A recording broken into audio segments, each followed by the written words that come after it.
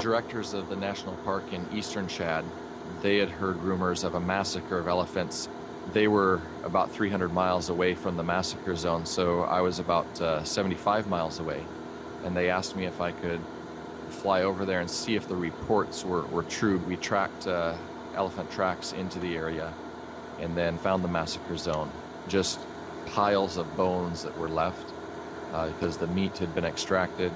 There were large pools of blood on the ground that you could still see from so many animals, and we were able to confirm that about 100 animals had indeed been massacred in that site.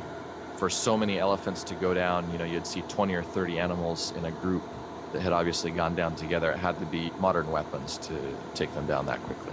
So machine guns, that kind of thing? Absolutely. It's just gut-wrenching when you see something of that extent, whether it's in a war where humans are taken down or whether it's where animals are taken down. It's still just a sinking feeling in your stomach that is terrible. But you did hear that one elephant might have survived. And the director of wildlife for Chad contacted me and said there were rumors of a baby elephant that had survived, but the rumors that were coming in had this elephant 100 miles apart in different villages. And so it was difficult to confirm, and it took a couple more days to actually get solid information as to the location of the baby elephant. What happened when you found the elephant?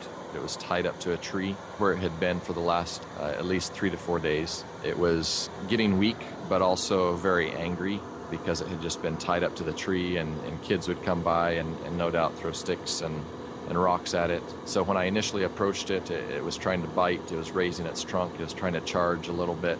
But I just kept slowly staying with it and mixed up some formula that we had with us to feed it. And within the course of about 30 minutes, it was at least accepting of me, and we were able to load it into a vehicle then and take it back to the airstrip. And then you had to get it into the plane, and I'm guessing the plane's not very big. It was a small Cessna 172, a 4-seater aircraft. And how big was the elephant?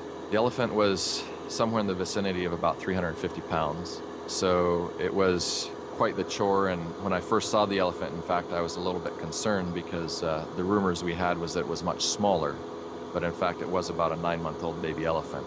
So we lured it in close to the aircraft with the milk bottle, and finally we were able to lift it in with several guys there. We just lifted it into the plane, and it was a tight fit. And did the elephant play any part in flying the plane? It must have been difficult to control it. An animal that size, you can actually feel its weight shifting in the aircraft, and I had to have some restraining straps so it couldn't go all the way back, otherwise it would go outside of our controllable range. But he was quite interested in playing with my controls. At some point he would put his trunk forward and feel my hands and touch the controls and of course feel my face. It was a bit of a distraction, but at the same time a very unique experience, I guess. Were you able to look after the baby elephant once you got it back to your compound? Once we got to our base, of course, the challenge was unloading the elephant, and then we essentially took it out to the bush. We have natural habitat there still within our compound, and for the next 10 days it was literally 24-hour care between my wife and myself. But unfortunately I believe that the elephant sadly died in the end. It was 8 days post-massacre that we finally reached him, and he had become quite weakened by being away from his mother for that long. But also he had quite a severe infection on his neck from the rope that he was tied to the tree with. But also the main factor is he had received cow's milk by some good-intentioned people, but cow's milk is actually quite toxic to baby elephants. Along with the traumatic experience that he had been through to see his whole family massacred and everything compounded, unfortunately he did not survive. We had pulled out all the stops, we had done everything possible.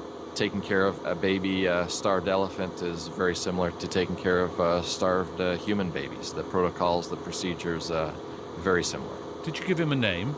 We named him Max while we were riding in the pickup back to the aircraft, actually, because it was taking everything we could muster to keep him in the back of this pickup over the bouncy roads, and then of course maxing out the weight of our airplane for takeoff and everything. So he affectionately got called Max.